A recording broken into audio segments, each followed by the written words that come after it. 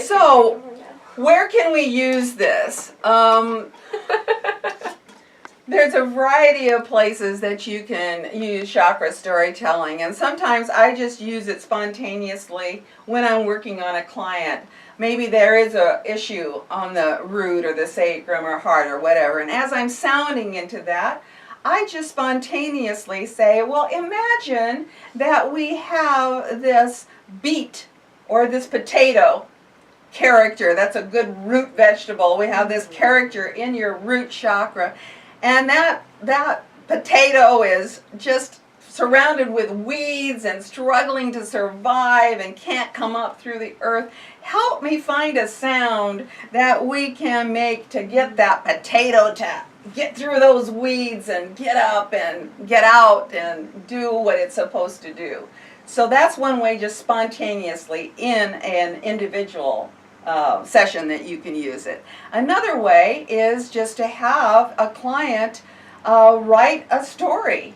They'll come in with an issue. You may have worked on them with that issue, and then as part of the homework, you say, well, why don't you go home now and think more about this and see if you can create a story and even understand more what this issue has to say to you.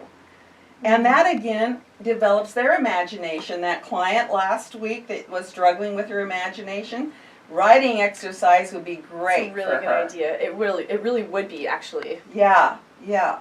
And from that, then, that's where my own stories that are now for sale, called Your Body Has a Story to Tell, in a 3-part series. So there are 7 stories in series 1, 1 for each chakra, 7 in series 2, and 7 in series 3. So those evolved in part from the kind of work that we're doing today. So who knows? There may be another writer out there you may publish, which would be fun. Really fun. Still another way would just be to form a chakra storytelling group. You know, you can get a bunch of your clients together who are working on issues and say, you know, this would really be good reinforcement for us to get together each week, for a few weeks anyway, and continue to work with some of the things that we're all experiencing. Because everybody has a root chakra issue. I don't care who you are. Everybody has a sacrum story. Everybody has a solar plexus story. We're all humans. We all struggle with the same kinds of stuff. All right, so let's see, where else?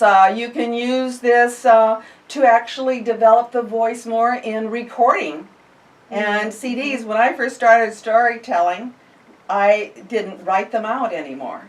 I sat with the tape recorder, had an idea like you will see that we get from the process we're going to be doing today, and then I would just sit with the tape recorder and I would go.